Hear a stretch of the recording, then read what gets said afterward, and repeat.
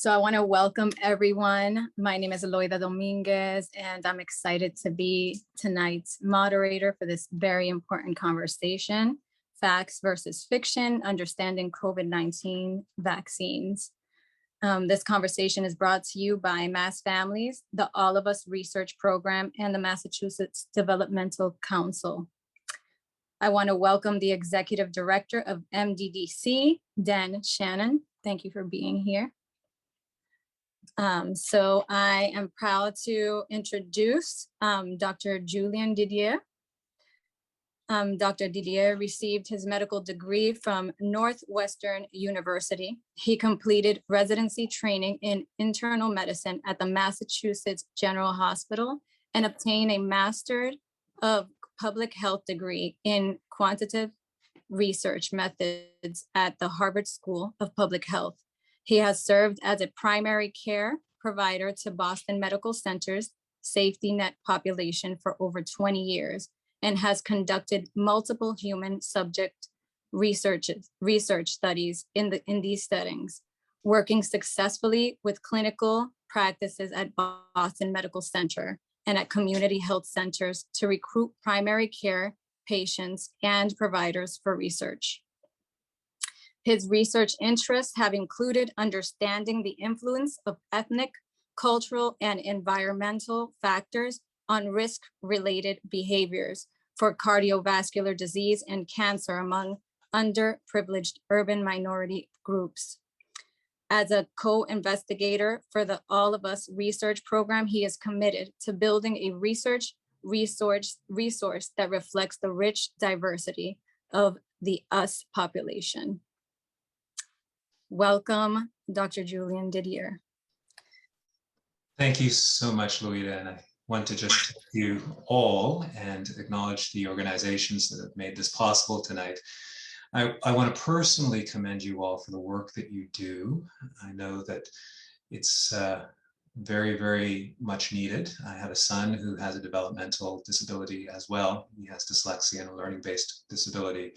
So I'm very honored to be here with you tonight. What I'd like to do next is share my slides or my screen, and we will get started. Okay, so tonight we're going to be discussing fact versus fiction, understanding COVID-19 vaccines. I'd like to acknowledge the infectious diseases department at the Massachusetts General Hospital, who has actually furnished many of the slides that I'll be presenting tonight. So as we all know, COVID-19 has challenged us all for over a year. And there have been over 30 million cases of COVID-19, nearly 600,000 deaths in the United States alone.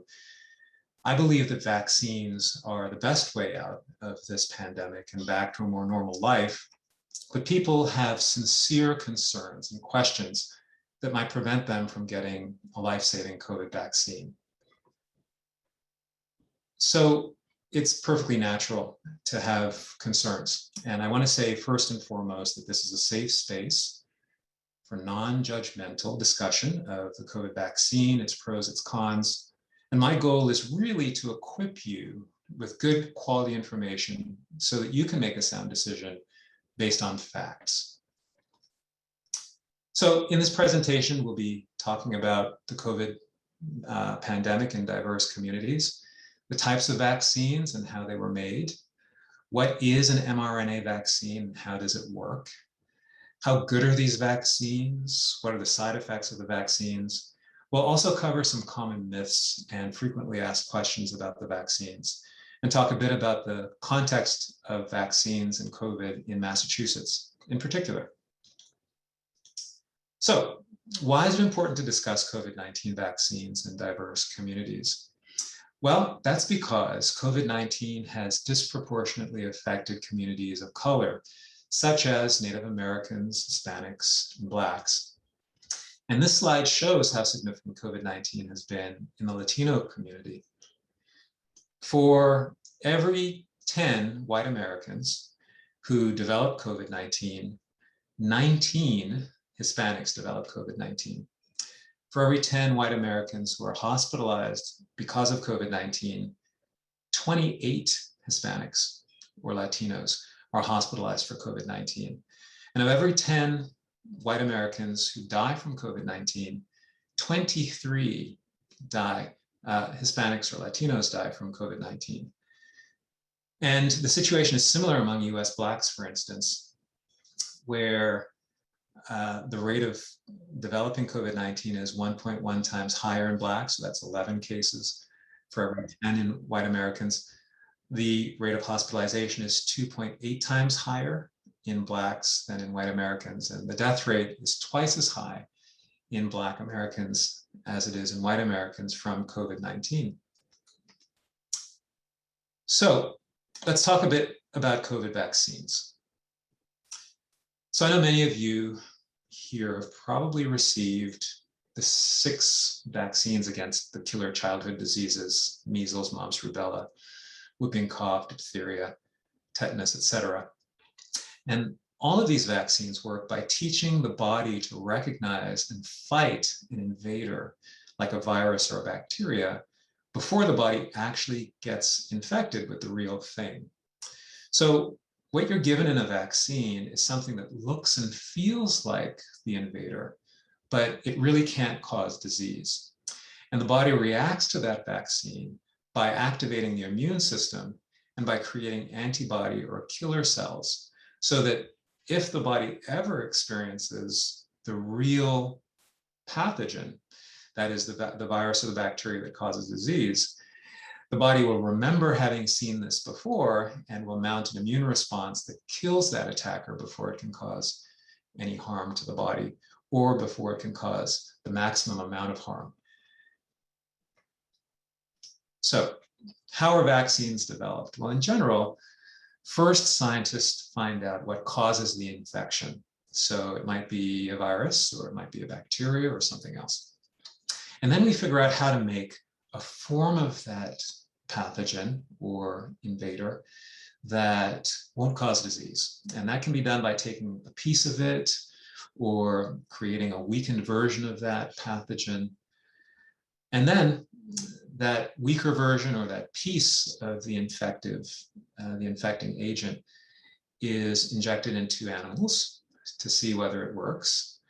And then if it's proven in animals, it moves on to clinical trials with human beings to see if the vaccine works, if it's safe, etc. So let's talk a little bit about the clinical trial process, where vaccines are tested in human beings before they're released to the population at large.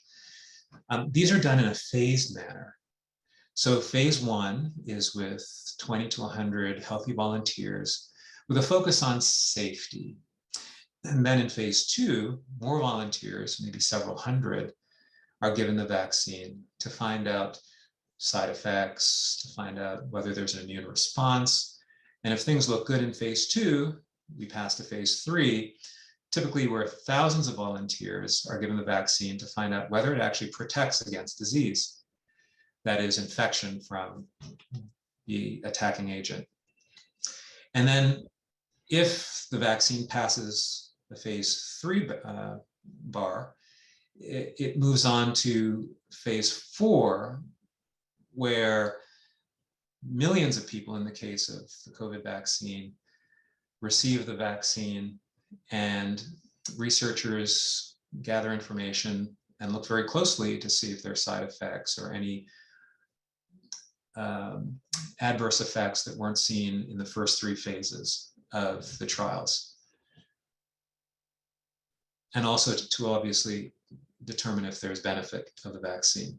So it usually takes about 6 years for the average vaccine to come to market. The COVID vaccines went through all the same and all the required regulatory steps to be approved, but they were developed in a much shorter time, mostly because the vaccines were mass-produced early in the process, and plans to distribute it were made before the vaccines were actually proven to be effective. So that was a very big gamble on the part of the vaccine manufacturers. But the gamble paid off because the vaccine was shown to be effective and safe. So how were the mRNA vaccines developed so quickly? I think it's important to know that scientists have been studying similar coronaviruses for over 50 years. So we didn't just start from scratch in March of 2020. The COVID virus genetic sequence was key to developing the vaccine, and it was determined very early on in the pandemic. It was shared very quickly with scientists all over the world. And the mRNA vaccine technology has been around for a long time, for at least 30 years. Human trials of other mRNA vaccine technology has been going on for over 10 years, like the Zika virus and the rabies virus vaccine as well. And then, as I said, manufacturing the COVID vaccine began well before the trials were finished. So once the trials did show a certain degree of safety and effectiveness, we can distribute the vaccine right away. A point that's not on this slide is another reason why the COVID vaccines came to market so quickly is there were so many infected people around the world. It was really easy to do studies on lots and lots of people that showed the virus to be effective in a shorter space of time than if there were just a very few infections going on. Okay, so how do these mRNA vaccines work?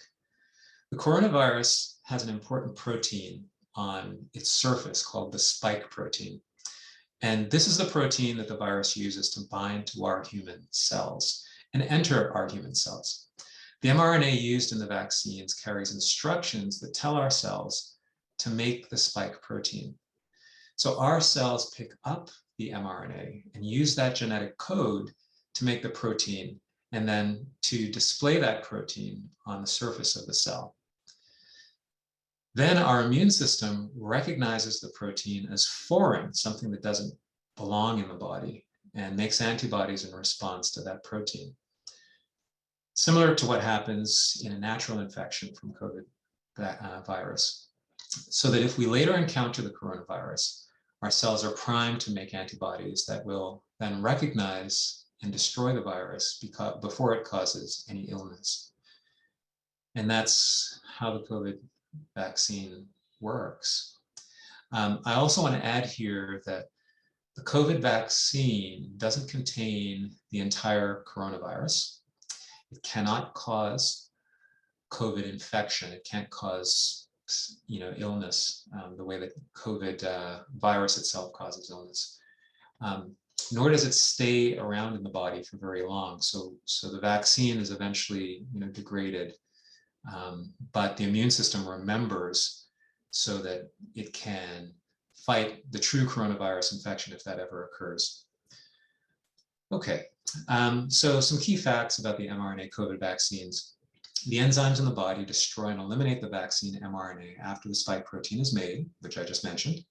No live virus is involved, so you can't get COVID from the vaccine. And no mRNA enters the cell, the center of the cell, where our DNA is. So there's no interaction with our own genetic material. So I'll repeat that. The COVID vaccine does not alter an individual's own genetic material. And I can describe that process a little bit more, if there are questions at the end. Okay, so what about the Johnson & Johnson vaccine? So this is a little bit different than the Pfizer and Mrna vaccine in that it uses a viral vector.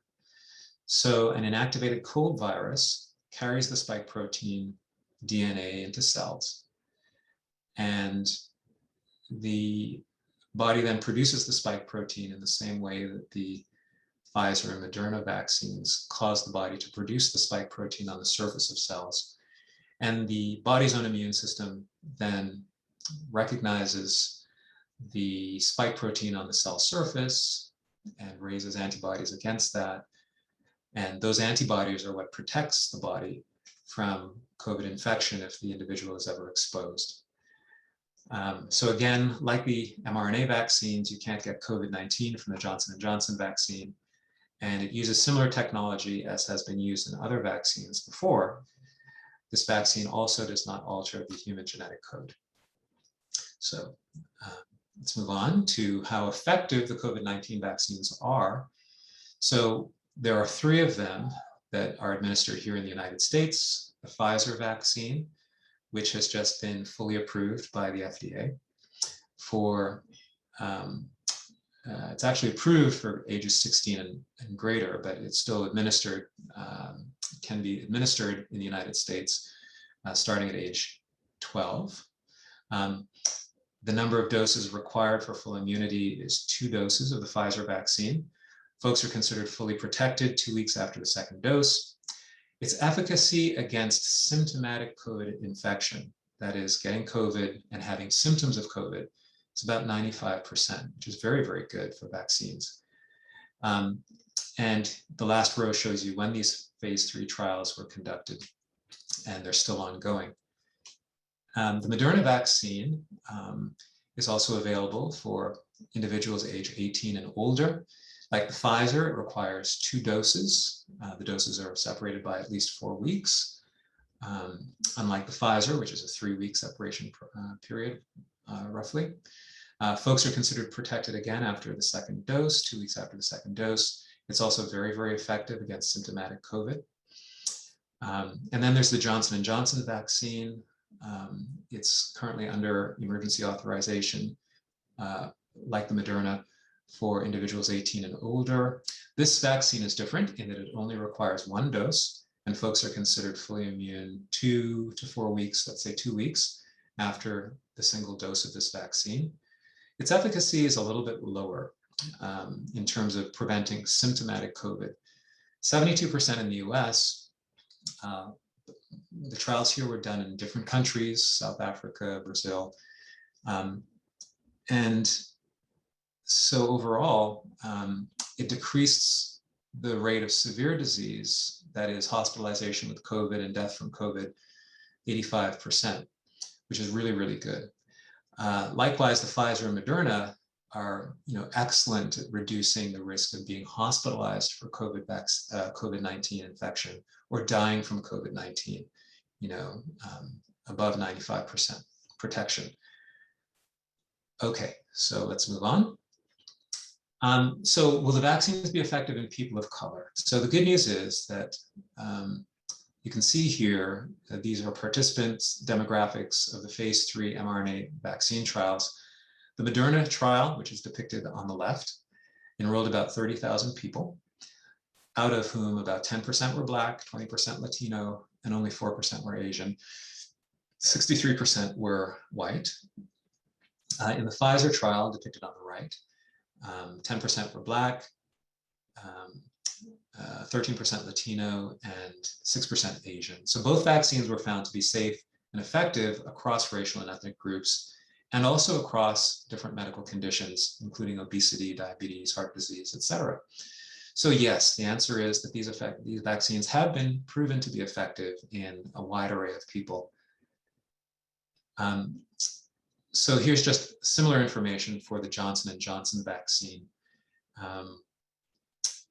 So what we have here is demographics from 2 trials of the Johnson & Johnson vaccine. I'm sorry, this is the same trial of 43,783 people, showing the ethnic breakdown, racial breakdown on the left, 19% Black, as I said, 10% Native American. And on the right, we have Hispanic or Latino versus non-Hispanic Latino. We see that 45% of the folks in the Johnson & Johnson trial were Latino. So this really just proves the same point, that even for the Johnson & Johnson vaccine trials, racial representation was broad. Okay, so what about side effects of the COVID-19 vaccine? So, well over 250 million people have received at least 1 dose of the COVID vaccine now, roughly 51% of the US population. And we have a lot of information about side effects of the COVID vaccines. So what are the common side effects of the 3 current vaccines in the US? By far and away, pain at the injection site is the most common. There's fatigue, headache, body aches, and fevers. Side effects are often worse after the second dose of the 2 vaccine series. They may last 1 to 3 days. All of the above are not life-threatening.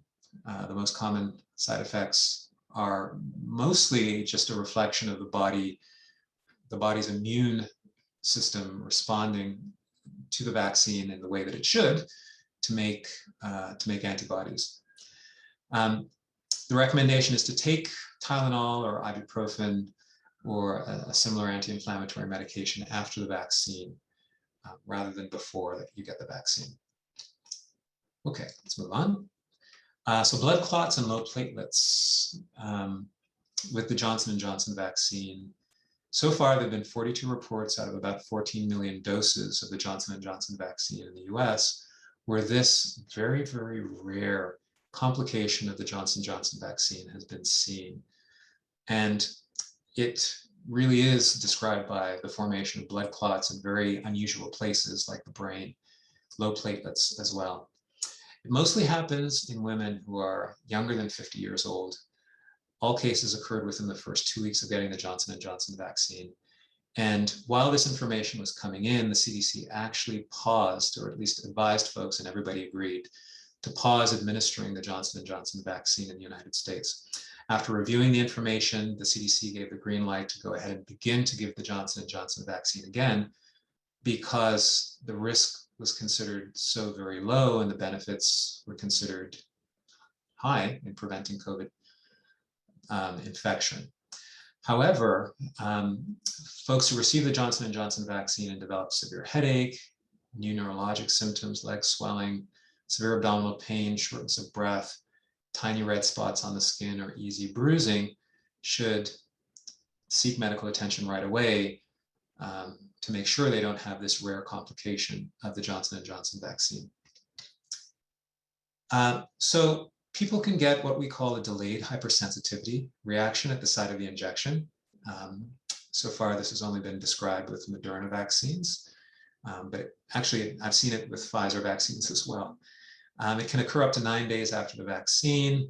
It's basically just a red spot that occurs, a red rash that occurs at the vaccine site.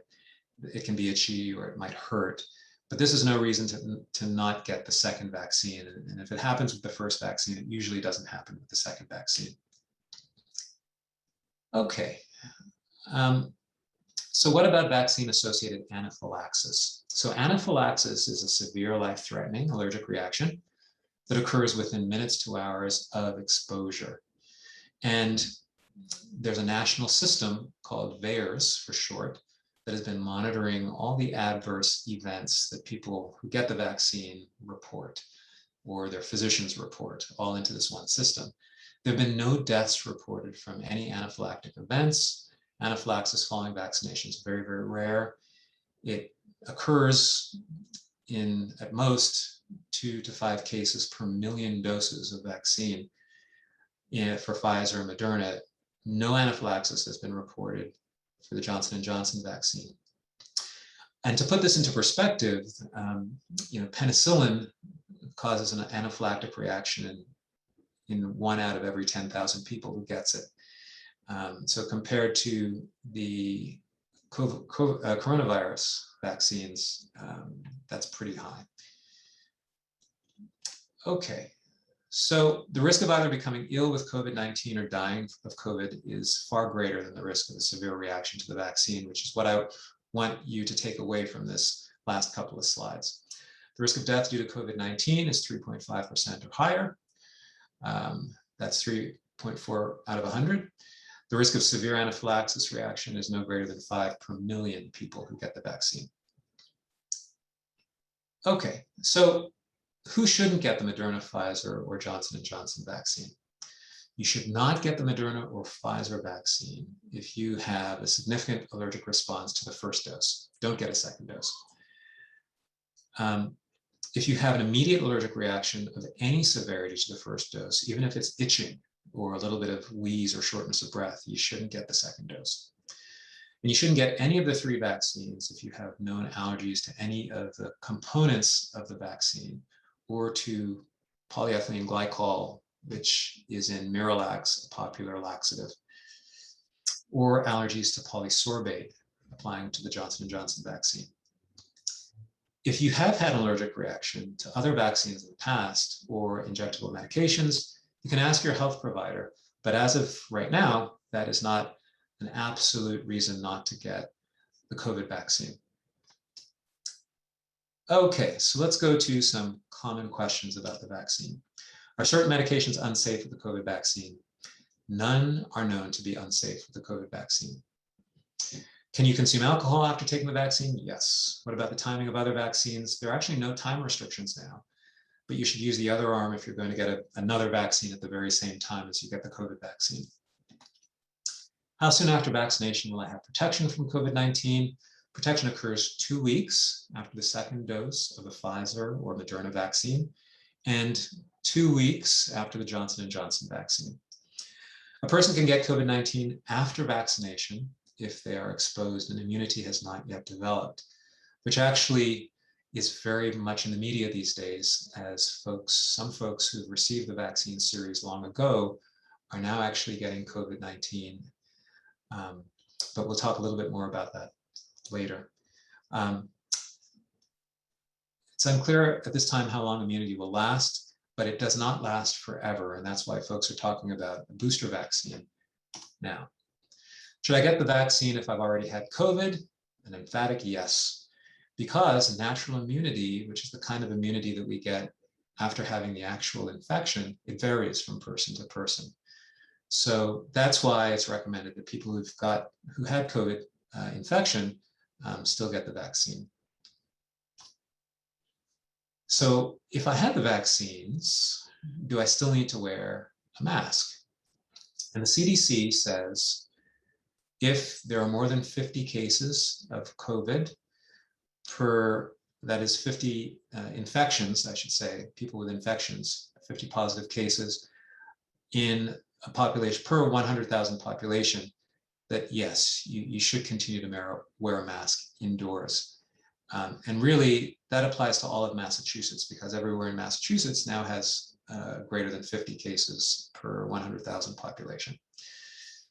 So the Massachusetts guidance is that if you have a weak immune system, high-risk health condition, or live with someone who has a weak immune system or a high-risk health condition, or if you live with someone who's not vaccinated, that you should wear a mask indoors. The official policy for Boston as of a couple of days from now will be that everybody, regardless of vaccination status, should wear a mask in all public indoor spaces. And a lot of other cities around Boston have already implemented this policy. Okay, so the COVID-19 mRNA vaccines have been given to tens of thousands of people, and infertility has not been a problem for men or women. So there's no scientific evidence that the current COVID vaccines cause infertility in women or men. And that's the bottom line. It's been shown both in the trials of these vaccines, and it's also been shown now that the vaccines have been given to millions of people around the world. Okay, let's move on. What about pregnancy and breastfeeding? What we do know for absolute sure is that COVID-19 disease is very, very bad in pregnancy. It increases the risk for severe illness and death and for adverse pregnancy outcomes like preterm birth and pregnancy loss. Now, well over 100,000 pregnant women have received the Mrna or Pfizer vaccines, and there's been no evidence of poor pregnancy outcomes compared to non-vaccinated pregnant women. And this is why the CDC and the American College of Obstetrics and Gynecology recommend offering COVID vaccines to pregnant and lactating women. They're also recommending a discussion between the woman and the provider about the risks, benefits, the pros and cons of doing that. But the evidence seems to come down in favor of giving the vaccine because there seem to be very, very few risks to do so for pregnant women. Okay, great. So do the vaccines contain something that the government will use to track people? So that's definitely a myth. The COVID vaccine does not contain microchips or tracking devices. But when somebody has been vaccinated, they will be asked to give information about when and where the vaccine was administered, just public health reasons. Okay, which COVID-19 vaccine is best? And should I wait to get a specific type? So the caveat is that because the vaccine trials were done in different populations, Mrna vaccine trial and the J&J were done internationally. The Pfizer vaccine trial occurred in the United States. You can't necessarily compare them with each other. All three vaccines provide excellent protection against severe disease that could lead to hospitalization and death. We know that for sure. The FDA is recommending that if you're a woman younger than 50, you take into account and consider the rare complication from the Johnson & Johnson vaccine of blood clots that we just mentioned and low platelets. That occurs about once in every 80,000 people who get the Johnson & Johnson vaccine. Things have changed a little bit since I first gave this presentation, where we didn't have enough vaccine for everybody. I would say now that, maybe the mRNA vaccines get the upper hand in my book. They're very, very effective. They're not associated with this particular adverse effect of blood clots. But there are positives to the J&J vaccine in that it's just one shot, and there are other reasons to consider getting the J&J vaccine. If it's the only one available, for sure, I think the J&J vaccine does an excellent job at protecting against severe COVID. Okay, I heard of people dying soon after vaccination. How do we know that their death isn't vaccine related?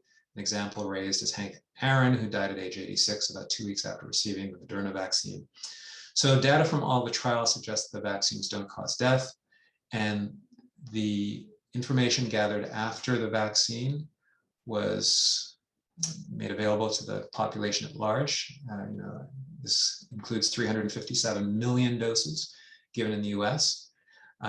There were 6,789 deaths reported to the FDA and CDC, but the only increase in cause of death was for that rare blood clot disorder in women who got the Johnson & Johnson vaccine.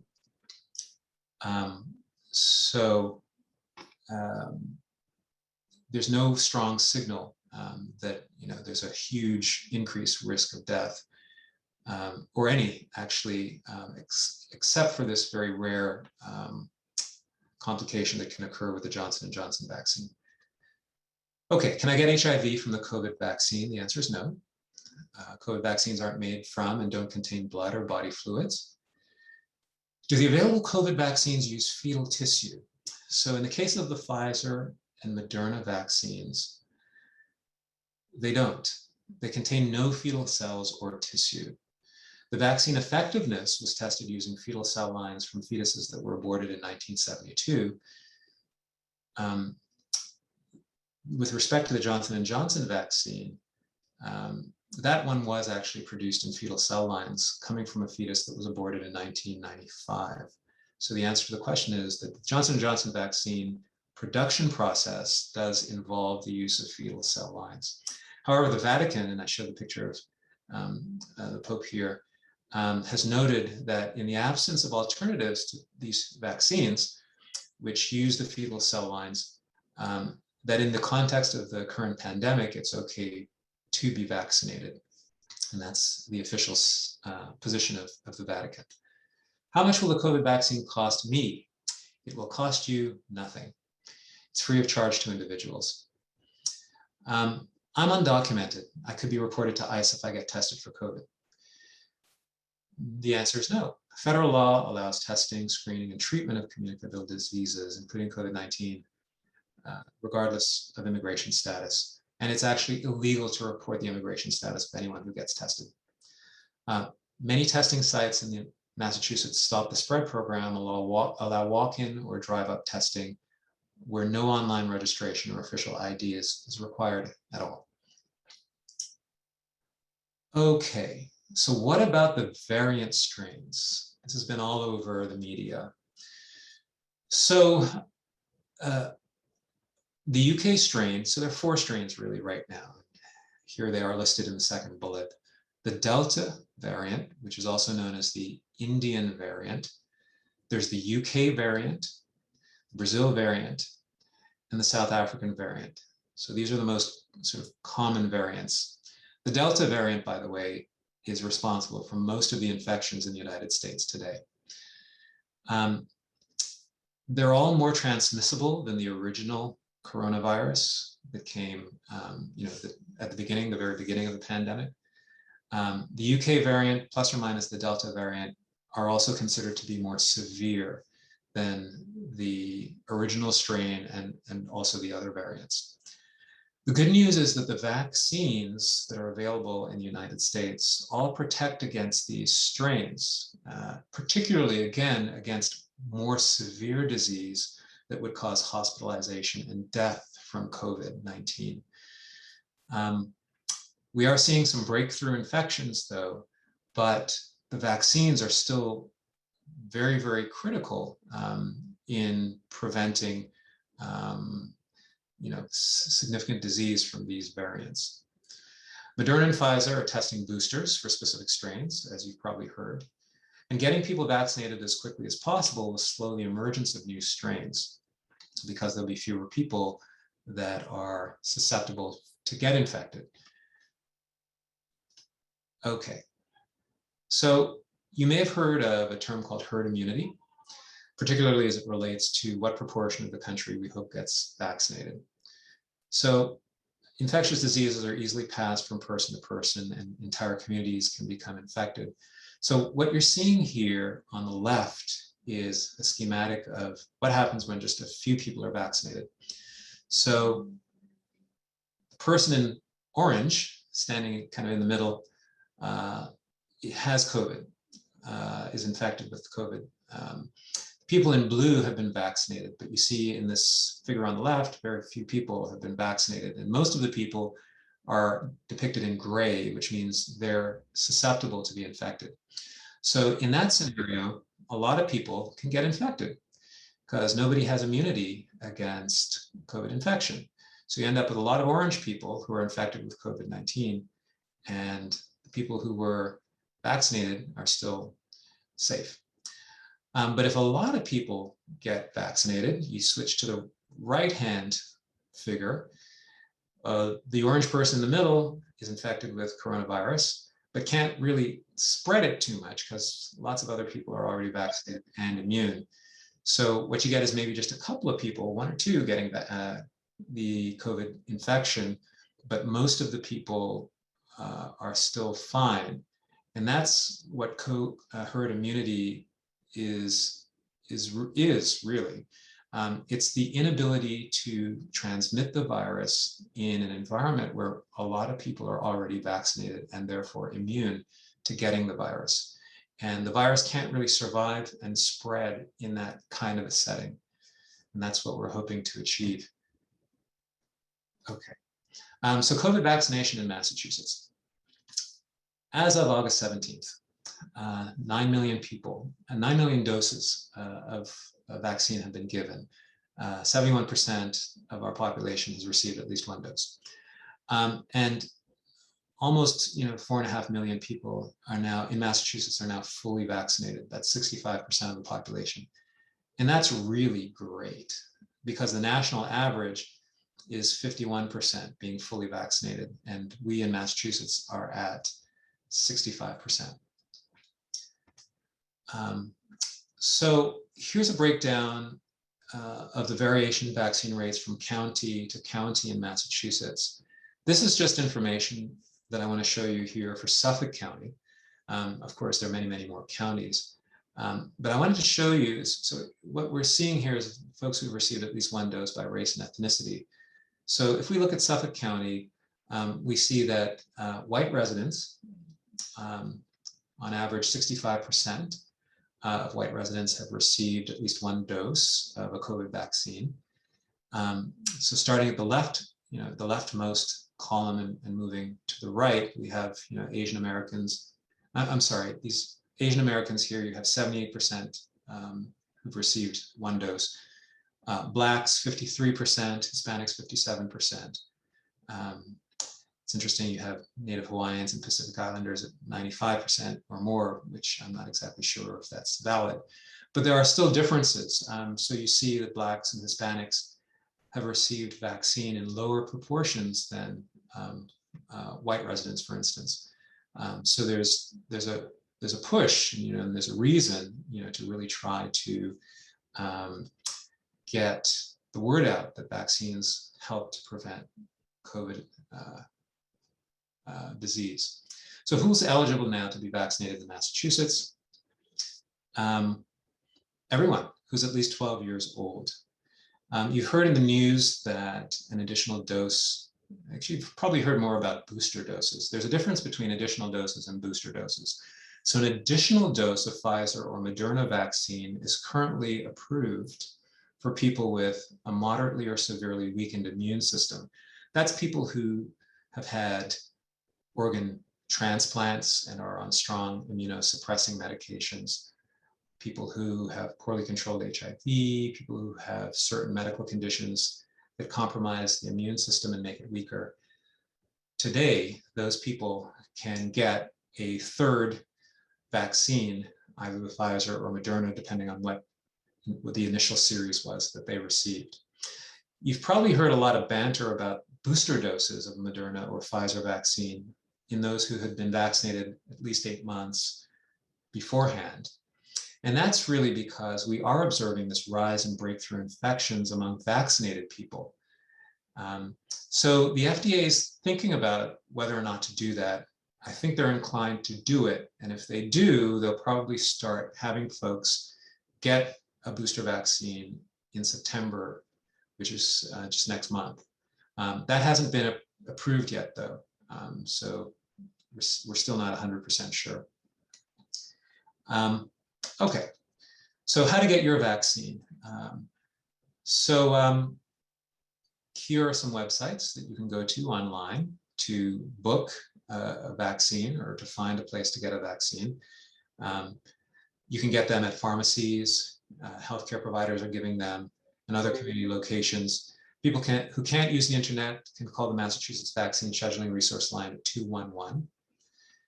And there's also a service that provides in-home COVID vaccination for anybody who can't get to a vaccination site for whatever reason. So there's absolutely, and here I've listed the central intake telephone number to arrange that. Representatives are available Monday through Friday. So there's absolutely no reason not to get a vaccine if you want to get one. Okay, so that was my last prepared slide. I just wanted to mention that one of the co-sponsors of this event is the All of Us Research Program, striving for diversity in precision medicine. And precision medicine is healthcare that's based on you as the individual, understanding how to treat a patient based on a lot of different characteristics, like the patient's genetics or the person's diet, their medications. I will say it's very, very important to include all kinds of people in research so that treatments, cures, preventions can be developed for everybody. And so, again, I'm honored to be with you all who present actually a very under-involved, kind of under-included population within research, and that's folks with disabilities. Okay, so here's some information about finding out more about the All of Us Research Program, joining. There are all kinds of enrollment sites around New England. Cheryl McLeod and Elizabeth Antonellis are our community engagement specialists for the Boston Medical Center and Mass General Brigham, respectively, and they have lots and lots of information about hosting events like, having the All of Us Research Program come and speak to other community groups as well. Okay, so I'm going to stop there and open up the floor for questions at this point.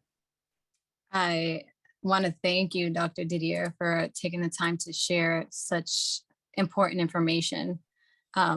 There's so much fear either about getting the vaccine or should I not get it? Like, I'm committed not to getting it.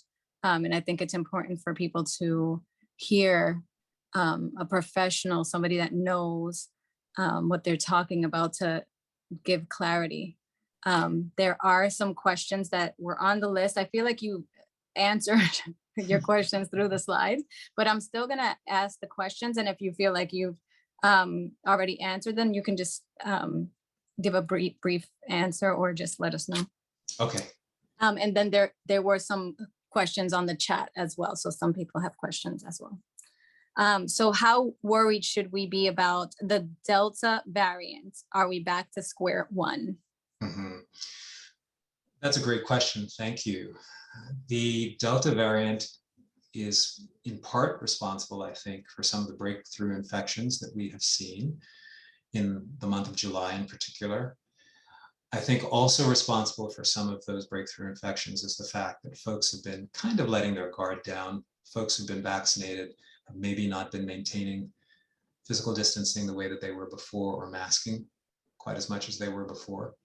But the good news, as I mentioned, is that the vaccines have been effective and are effective in terms of helping reduce the rate of infection and the rate of hospitalization and death, even from the Delta variant. In terms of the things that we have at our disposal to reduce the risk of being infected or dying from the Delta variant, vaccines are still the strongest and most important weapon we have. I will say too, as I mentioned in the slides, that both Pfizer and Mrna are looking at booster vaccines that will better target the Delta virus variant along with other variants. But we're certainly not back to square one. Thank you. You know, I just want to say that there's a friend of mine that said, I wish that people would trust in science. And there's something about that statement that even for me woke me up. And to know that my impact on the world matters, what I do or don't do matters. And so I appreciate this topic overall. I just want to keep bringing that up. This topic matters and your information matters so much. So to the next question, what can you tell us about the need for the booster, for a booster for some people and eventually for everyone? Okay, another excellent question. So again, there's a difference between an additional dose of the Pfizer or the Mrna vaccine. The additional dose is now strongly recommended for anyone with a weakened immune system, and I listed some of the conditions that qualify as having a weakened immune system. And the booster dose is the thing that's currently being considered by the FDA and is probably going to be authorized. The booster dose is what ramps up or boosts the body's immune system after somebody's received the first couple of doses of the Mrna or Pfizer vaccine. And what we are seeing, as I said, is kind of a rise in cases of COVID in people who've already been vaccinated. And as I say, that could be due in part to the sort of decreasing antibody levels in people who were vaccinated 8 months or longer ago. And so I think that it's going to be very important for everyone to get a booster dose of the COVID vaccines. When the booster doses come out, the first ones are really only going to be for the Mrna and for the COVID and for the Pfizer vaccines, not for the Johnson & Johnson at this point. Thank you. This one's a little long, but it's more info on the J&J vaccine and those of us who feel a bit duped and left behind. I feel like we got a lesser vaccine and now we, the company, is behind on boosters and we're at risk. We want to get the Pfizer booster, can we? Who is advocating for those of us who did not have a choice and got J&J early on when we were told you get what you get? Mm-hmm. Yeah, that's a great question. So at the time that we were recommending that folks take the first vaccine that's available to them. We really, didn't necessarily have enough vaccine to, allow a choice. We didn't really, we knew that all of the vaccines did very, very well against, for protecting folks from death, from dying from COVID or being hospitalized. And I think the priority at that time was just getting as many vaccines into as many arms as possible. And what we've learned since then is that, maybe the vaccine, the J&J, is associated with this rare side effect, and folks may want to get another vaccine especially if they're a younger woman. So I think it was all in good faith back then when folks were offering the J&J vaccine. The fact of the matter is that the Johnson & Johnson vaccine was the last of the vaccines to be approved here, or the last of the vaccines to get emergency use authorization and the last to be offered to the public. So there's actually less information about the J&J vaccine. So the boosters that come online, hopefully in September, are going to be Mrna and they're going to be Pfizer. And right now, the recommendation is that only people who've received Pfizer are going to get a booster. Only folks that have received the Mrna can get a Mrna booster. There's no sort of booster in mind for folks who received the J&J vaccine. But there's going to be a huge push to get the information necessary to authorize a J&J vaccine. You better believe it. If booster vaccines are authorized for Mrna and Pfizer, I can bet you that booster vaccines are also going to be authorized or made available for J&J too. So you do have some protection because you received the J&J vaccine. It's certainly better than not having had any vaccine at all. And it's also still very good against, protecting against dying from COVID. Thank you. How does the vaccine work? Doesn't work for immunocompromised people? I don't know if they meant, does it work? Yeah, okay, good questions. So I went over a little bit, kind of very briefly, about how the vaccines work, mostly by causing the body to produce a little bit of the vaccine on human cells in the body. And then the immune system sees that and raises antibodies and killer cells against that. So yes, folks with a weakened immune system, they don't tend to respond quite as well to the vaccine. And that's why this additional dose of either the Pfizer vaccine or the Mrna vaccine is now recommended for folks with a weakened immune system.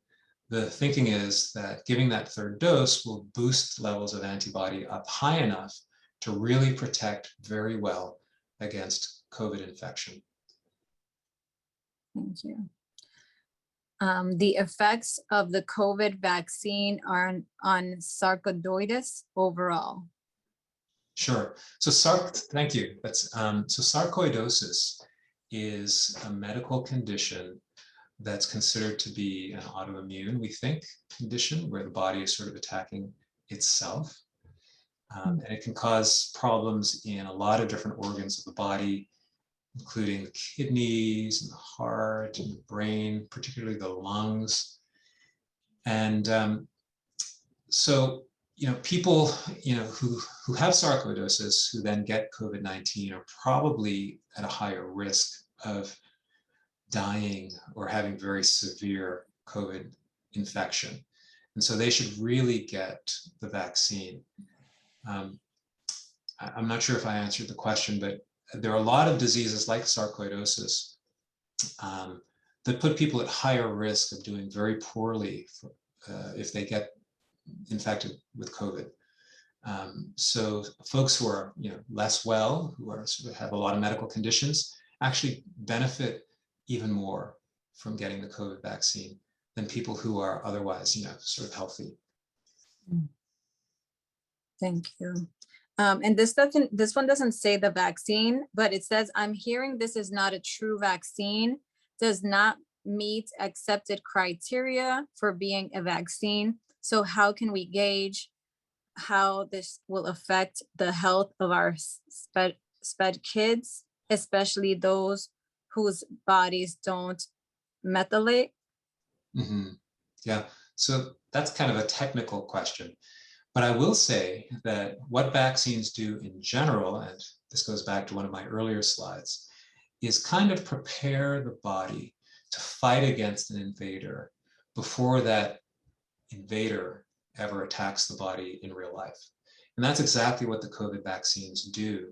They prepare the body and enable the body to raise an antibody response, to raise a cellular response that will fight off the COVID virus if it ever, if they're ever exposed to it.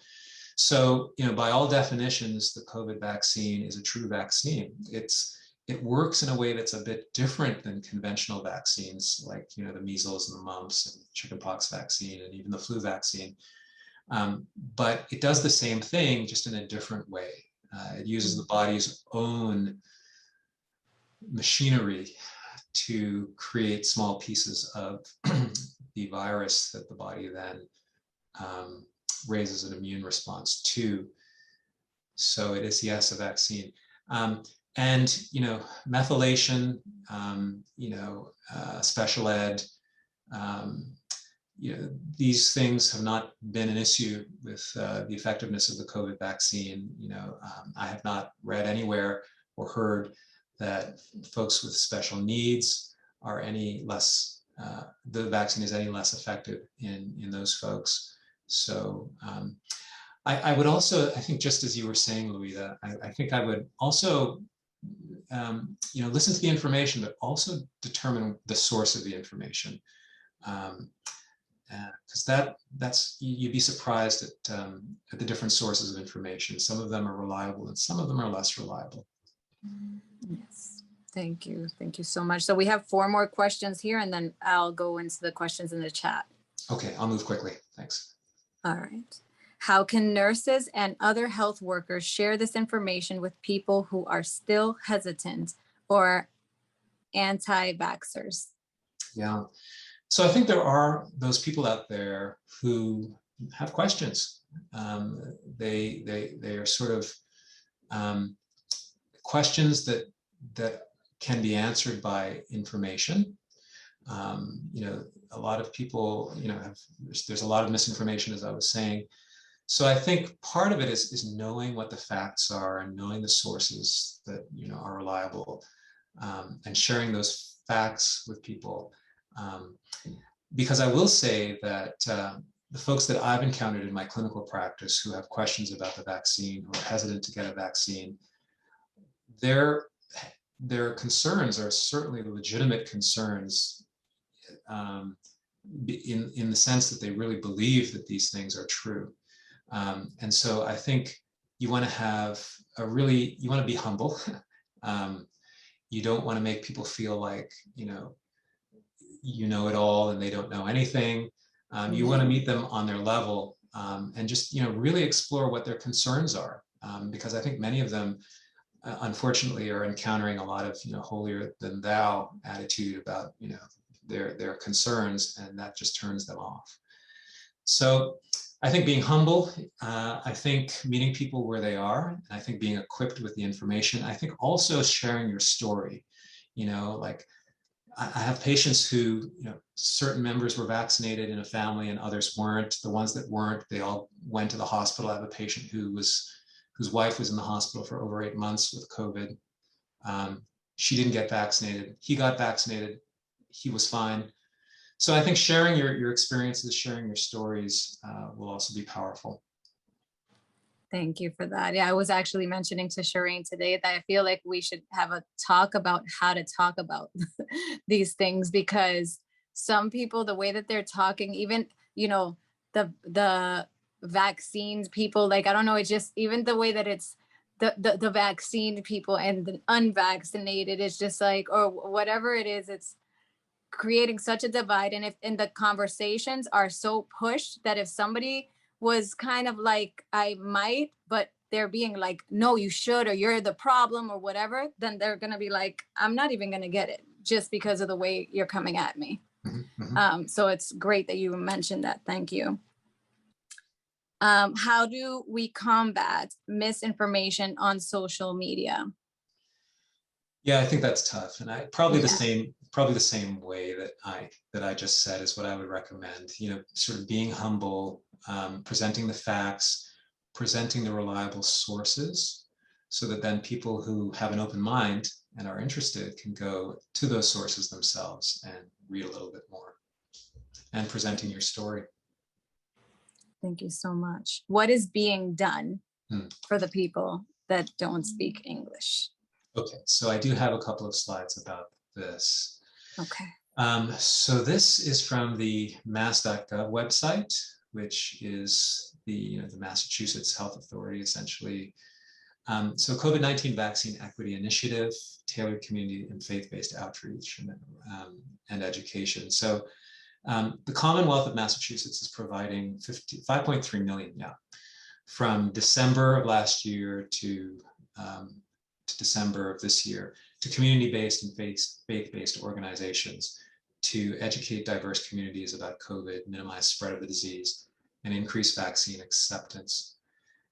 So this money is available. There are lots of different community organizations that actually already received funds to do this outreach in diverse communities, folks who don't speak English, folks who, are harder to reach for one reason or another. So things that these organizations are doing include community forums and outreach, distributing flyers and posters, appearances on local or cable TV, radio spots, etc. So that's one thing. And then I think I have another slide. Multilingual resources on COVID-19. So this is also available on the mass.gov website. All of these things are available in tons of languages. I saw probably at least 13 languages when I went in and looked at some of these sites. And there's all kinds of resources there, including mental health related resources and other resources. Thank you so much. So this is the last question on here, and then there's just a few questions on the chat. Okay. Where can I find reliable resources like infographics to share with customers? Okay, right. So I do have a slide on that too. So the CDC, which is the Centers for Disease Control and Prevention, are really the leaders, I would say, in making reliable information available to the US public. So you can go online, just type in CDC, COVID, and you'll get that information. So the Centers for Disease Control, they give national guidelines, I should probably say that, and updates from the federal government. But the mass.gov website, which is the next one down, gives information specific to Massachusetts, which can sometimes differ from the CDC guidance in order to adapt to what's going on here on the ground in Massachusetts. So both of these sites also have infographics and PowerPoint presentations people can download. And then the last one is the Johns Hopkins Coronavirus Resource Center, which provides national, state-specific, and international information about the COVID pandemic. It also pulls in information from reputable news outlets. So there are articles from, the Washington Post and the New York Times, and things that are sort of screened and vetted by the Hopkins Resource Center as being reliable. So it's a really excellent resource. And here's the website. But if you enter Johns Hopkins COVID, you'll find it that way too. Okay, thank you so much.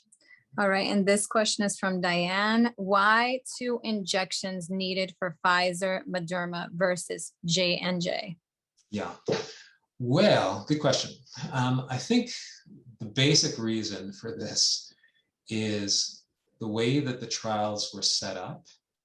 The Pfizer and Mrna called for 2 injections, and the Johnson & Johnson only called for 1 injection. That's just the way they set it up. That's the way the studies were designed in the first place. There's probably a more sophisticated answer than that out there, but that's basically what it came down to. The people at J&J probably asked themselves how, we can see that the Pfizer and Mrna require 2 vaccines. We want a vaccine that has an edge in that it only requires 1 shot, and that's what we're going to try to deliver, and that's what they produced, and so that's now what we have. Good question. And another question from her is, what are the effects of taking ibuprofen prior to vaccines, or acetaminophen? I can never say that word. Acetaminophen. So that's another excellent question. And there's a theoretical concern that if you take ibuprofen or a medication like it or acetaminophen before you get a vaccine, it may actually reduce the effectiveness of the vaccine. It's a theoretical concern. It's based on data that comes from other vaccines that were studied in the past. But because of that, even though it's weak evidence, the recommendation still is to wait until after you get the vaccine. So get the vaccine, and then a minute later, if you want to take acetaminophen or you want to take a painkiller like ibuprofen, you can do it then. You say it so good. Acetaminophen. I've said that word far too many times. So this question is from Hugo. The efficiency of booster shots. Question 1. I got 2 shots of the Pfizer vaccine. Doesn't that give me immunity to the virus? Why are booster shots necessary? And then he has a second one. Do you want to just clarify on that, or do you want me to say the whole thing? You can say the second thing too. Okay. And number 2, are we going to need these booster shots from now on? Yeah, excellent questions. So yes, 2 shots gave you great immunity. There are 2 reasons why booster vaccines are being considered and will probably be approved. One is that the level of antibody that you get from those 2 initial shots appears to decrease over time. So it doesn't last forever. Kind of like the flu shot that you need. One of the reasons why you need boosters for lots of different vaccines, like the tetanus booster every 10 years, is that the body's antibody level does fall after a while. It needs to be boosted up again.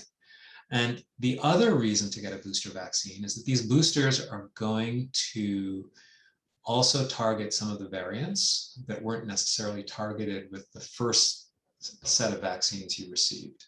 So the boosters are going to be a little bit better in that way too, in that they'll be better against some of the variants. So that's the other reason to get a booster. And I do think, if only 51% of the US population gets these vaccines, I think, unfortunately, the SARS-CoV-2 virus that causes COVID-19 is going to be around for a while. And that will mean the need for ongoing booster shots, maybe every year, the way the flu vaccine is given every year. Thank you.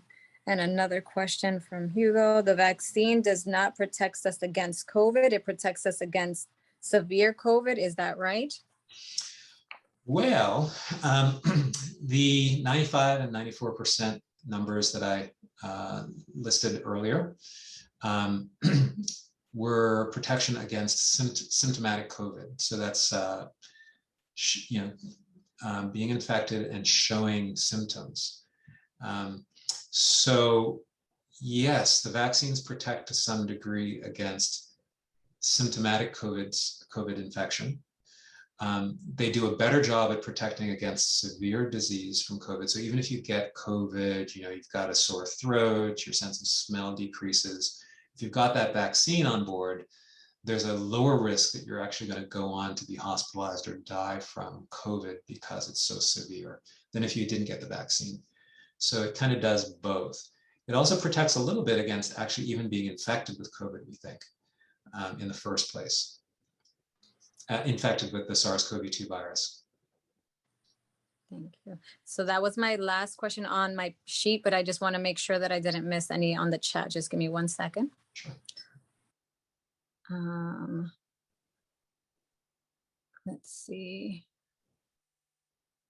Okay, yes, Kira. Our school will allow high school students who have been vaccinated to go mask-free. Should the school be worried about Delta? Yeah, that's a tough question to answer. I would say that there is a risk that folks who've been vaccinated could get the Delta variant and actually get sick from the Delta variant and spread it to other people. There's a risk of that happening. But the risk is obviously lower for folks who've been vaccinated than for folks who haven't been vaccinated.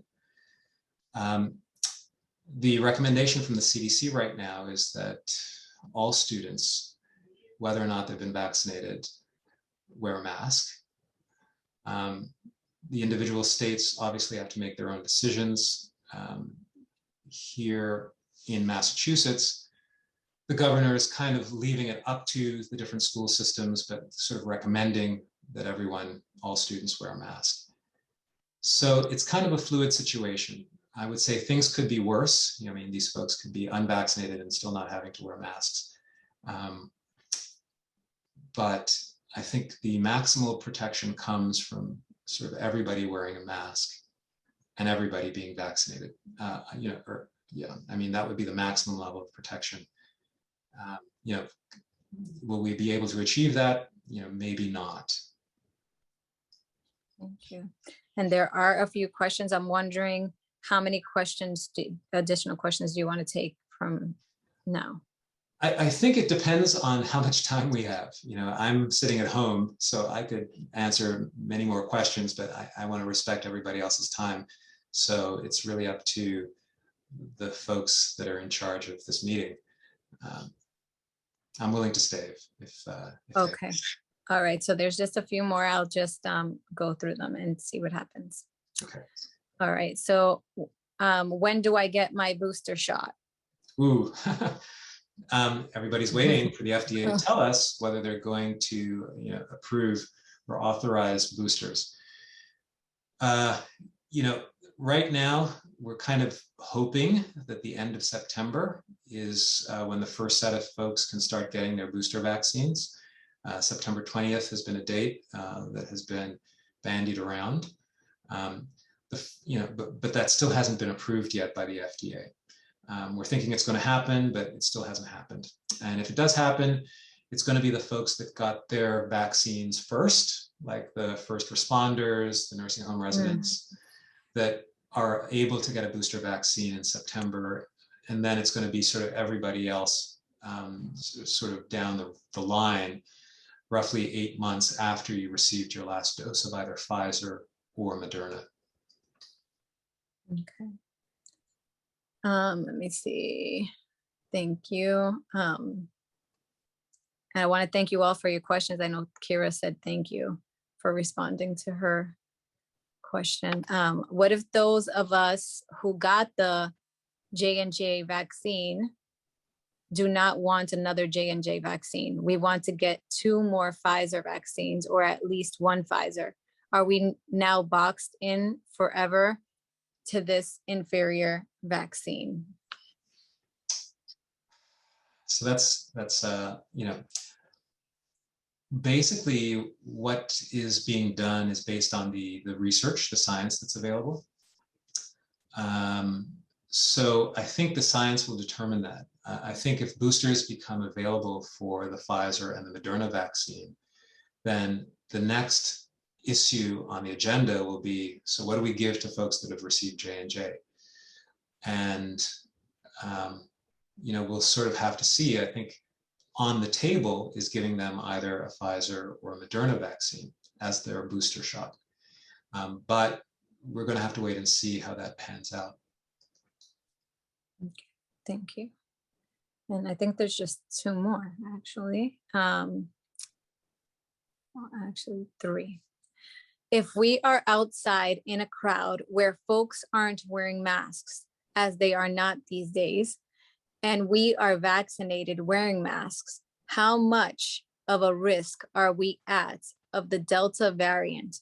This is relevant to wanting to get vaccinated folks with IDDD engaged in community events once again. Yeah. So I think if you're vaccinated and you're outside, the risk is lower of contracting, of being infected than if you're inside, for instance. Now, if you're in a really crowded space, like if you're in public transportation, you're like on, but I guess you could consider that kind of almost inside though. You would still need to wear a mask, even if you're vaccinated. And if you're really in a crowded space, the recommendation is to wear a mask, even if you're vaccinated. So I think if you're vaccinated, wearing a mask, and you're in a really crowded outdoor environment, you've done all that you can, and your level of protection is relatively good. But still nothing's 100%. It's so tough. But in terms of the guidance that exists right now, you can, as a vaccinated person, go to a crowded event. But to minimize your risk of being infected, you should wear a mask.